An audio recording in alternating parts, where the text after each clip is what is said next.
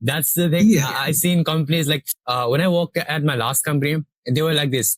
They did not have HR manager. They just have a manager that was like handling everything. Okay, they are doing phone calling. They are handling this. They are handling that. Okay, what are you doing here?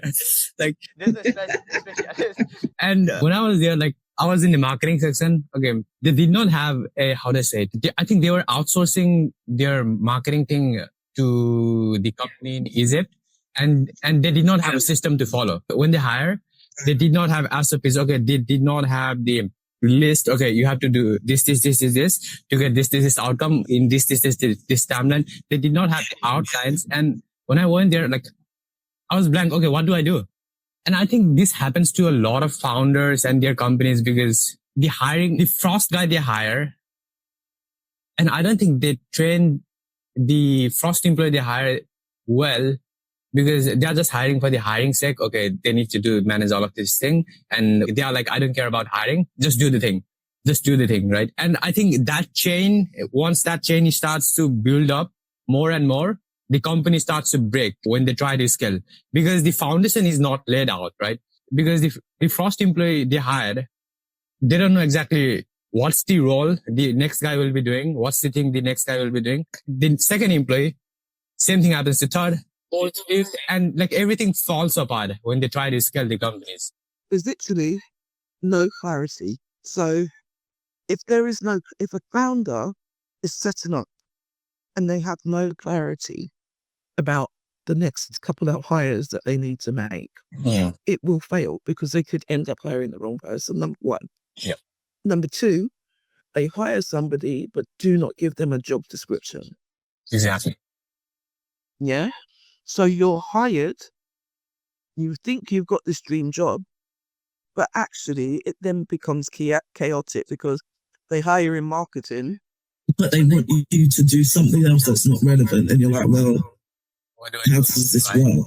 Mm-hmm. And that's exactly what happened. That at startup.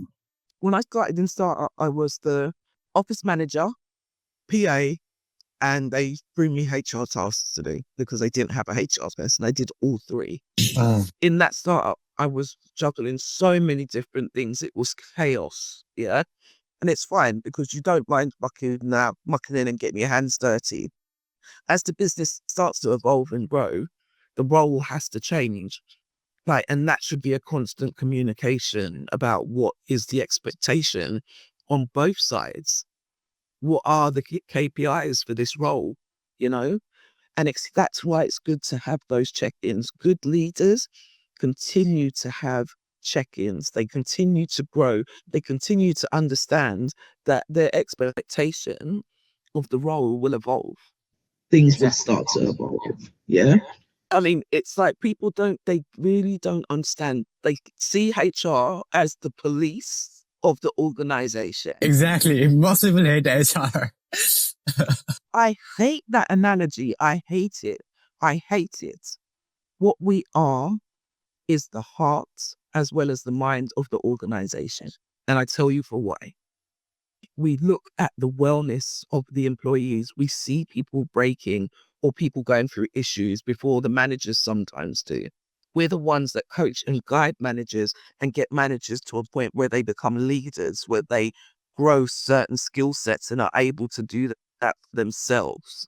Do you understand? Yeah. And as in the mind, because if founders and leaders use us correctly, we are there in those key meetings. We're listening and we're understanding. So we're joining that heart and mind together. Exactly. So like, I want X to do this. I can turn around and say, I've got a concern about X. They're under a load of stress and work already. Like, you need to make a plan for this. Do you have a backup if X can't take this? Do you have a backup if X is going to go sick? Do you get what I mean? We see it. We try to put things in place. Good HR tries to put things in place to avoid employees burning out, to avoid having a gap when it comes to a skill or a certain thing that is needed at a certain time.